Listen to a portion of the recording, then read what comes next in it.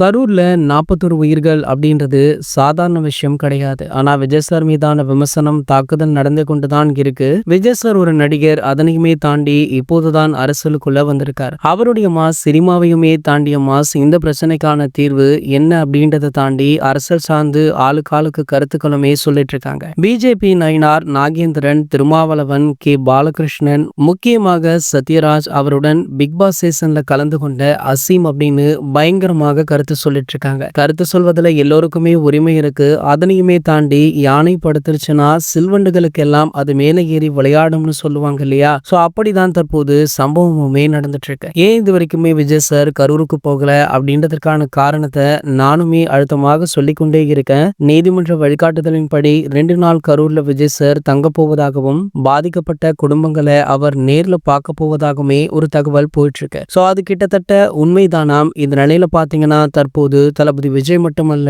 அவருடைய மகனான ஜேசன் சஞ்சய் அவர்களுமே தளபதி விஜய் அவர்களுடன் கரூர் மக்களை நேர்ல சந்திக்கவுமே இருக்காங்களா. சோ அதற்கான வேலைகள் கிட்டத்தட்ட முடிந்துள்ளதாக சொல்லப்படுது. நாளை அல்லது நாளை மறுநாள் இருவருமே சேர்ந்து கரூர் மக்களை நேர்ல சந்திக்கவுமே இருக்காங்க. மேலும் பாத்தீங்கன்னா நேர்ல சந்தித்து அவங்களுக்கு நிவாரணமுமே கொடுக்க இருக்காங்களா. அங்கு தளபதி விஜய் அவர்கள் கரூர் மக்களை சந்தித்து என்ன பேசுவார், அவங்களுக்கு என்ன ஆறுதல் சொல்வார் அப்படின்றத வெயிட் பண்ணியுமே பார்க்கலாம். இது போன்ற செய்திகளை பற்றி நீங்க உடனே தெரிஞ்சுக்க நம்ம சேனலை மறக்காம சப்ஸ்கிரைப் பண்ணிக்கோங்க.